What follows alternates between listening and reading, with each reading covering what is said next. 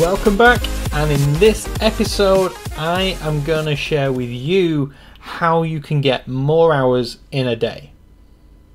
Now, you may have missed it or you may have seen it, but last week sometime, as you will see on the screen now, it's actually true that in the future we will have a 25-hour day. And if you've been like me and for the past 3 or 4 years just been praying for more hours in a day, this is good news. However, the downside to that is that I don't have 200 million years to wait for the orbit to slow down enough for that extra hour to kick in. So we have to be a little bit more inventive. It is one of the most common complaints that any entrepreneur will have, or anyone who started a business. They'll often say, I just wish I had more hours in a day. I can't get everything done that I want to do. I know Theo, who you've met in one of the interviews before. Again, I'll put the link up this side for the interview with Theo.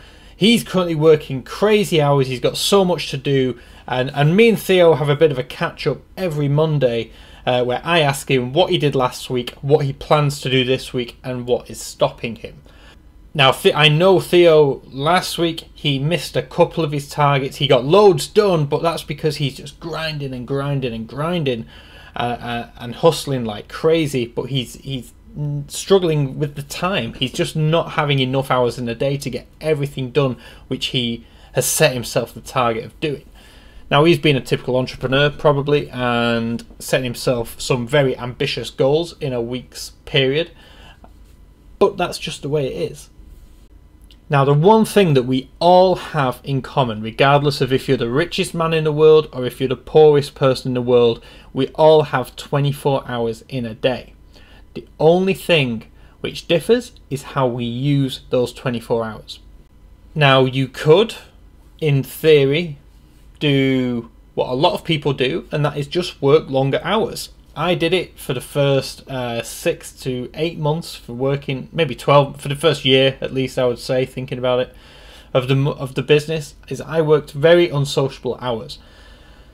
I would probably wake up around 9ish, be sort of functional, you know, working by around 9:30, 10, and then I would continue working until 2, 3, sometimes 4 in the morning. So it's a long day, and these are the extremities of working for yourself.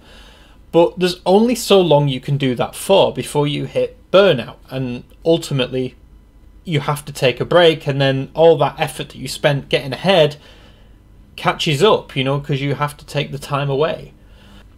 So the one way in which you can gain more hours in a day, or for all intents and purposes, time hack, is by hiring staff.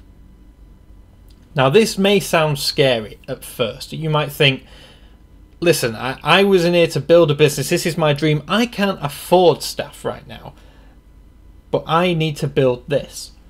I get it. That's fine. I did the same. I started the main business that I run right now with no funding whatsoever. I had a little bit of savings to support my lifestyle whilst I threw time at the business.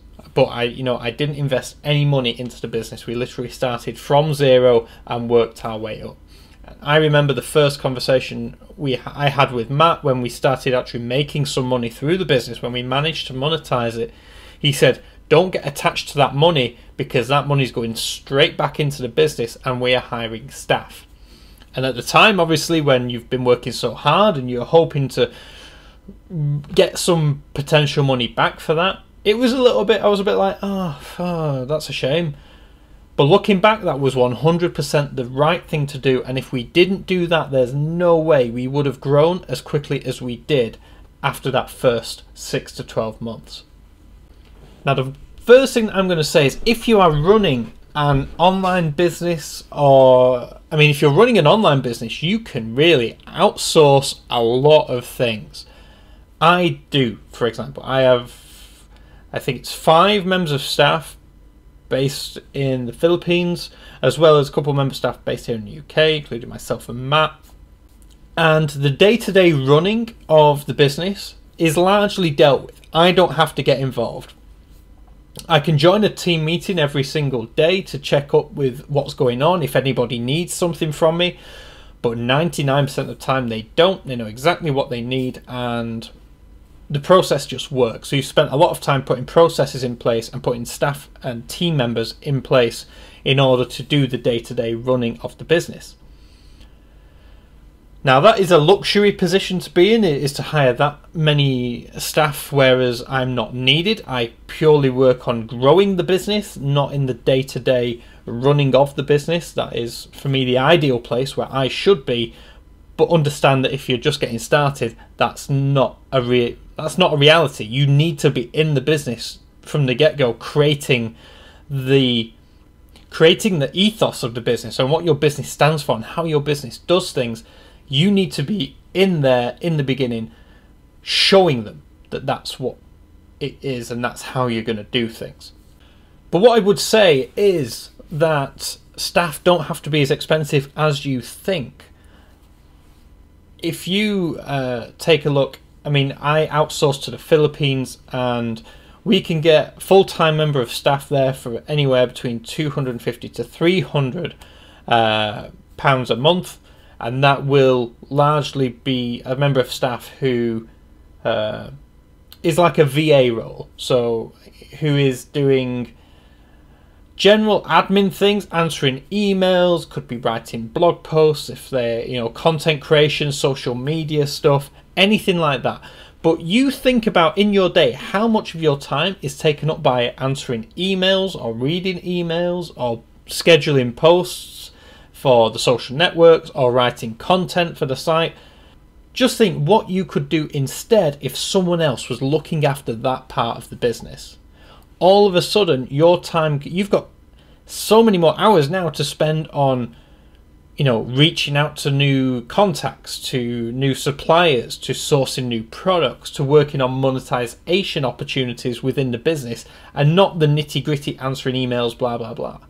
Sure enough, you are going to get some emails which need your attention, but I'm not lying when I say I outsourced a lot of my work emails, and I might get flagged now 2 or 3 a week which genuinely need my attention, and the rest can be handled by someone else, of course, who has been trained and been through the processes that I've put in place to show them how to answer certain emails with the processes I've put in place.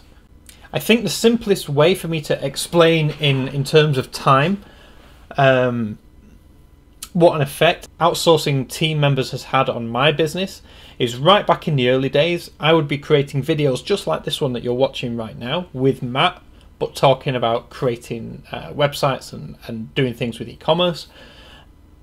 And as soon as we'd finish recording, Matt would handle the video, I would handle the audio, and I would basically go out and chop out all the ahs, mistakes, mess ups, screw ups, whatever, and do a little bit of tuning on, the audio levels and send that over to Matt. And then Matt would take that audio and match that up with the video, cutting out the appropriate bits in the video, and then Matt would then render it and then upload it because he had the faster internet connection than I do, and still does by a long way. And all in all, that process, we would record one video which might be 30 minutes long. The editing, rendering and uploading process for a 30-minute video would sometimes be collectively around 4 hours, sometimes 5. And that is a lot. That was 2.5 hours each of our day, and the first member of staff which we hired was Adrian. And Adrian, if you're watching this, massive thumbs up. Adrian still works with us now. He was our first hire and he still works with us now nearly 4 years later. And Adrian is a fantastic video editor. So now we record our 30-minute video, we upload the files to Dropbox, Adrian picks them up, edits them, sends them back. All in all, those 4 or 5 hours that me and Matt have gained, we can now record 6 more videos in that time, which just made us so much more productive. That is what scaled us so quickly, is the content that only me and Matt could produce. That's what we should have been doing. We shouldn't have been working on the job which could be outsourced to someone else. And that was the key for us in terms of scaling and time hacking. All of a sudden, by hiring that one person, for every video, me and Matt were saving 4 to 5 hours. And that, you know, we went from being able to record 3 videos a day to being able to record 10, 12, 15 videos in a single session. That scalability was almost like 10x style, and it was incredible.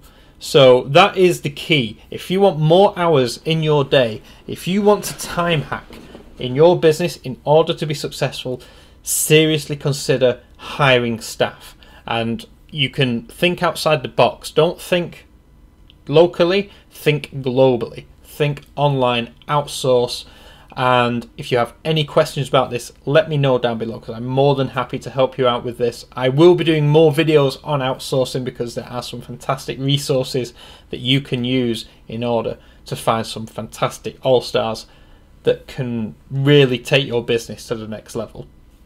But that is the secret right there. It's not really a secret, it's just that not many people know about it. How to get more hours in a day? Buy them. Buy someone else's hours. That's essentially what you're doing. You're trading some of your money for their time. I hope you found this video useful. If you have, please leave me a like rating. It means a lot. And as I said a minute ago, if you have any questions at all, don't hesitate to ask me down below. I'd love to answer them, because I know firsthand what an impact this can have on your business. And I'd hate for your business to be being held back by not having something as simple as this in place. If you are new and you enjoyed this video, please hit the subscribe button. I try and post new content every single weekday. And with that said, I'll catch you in tomorrow's video. Thanks for watching.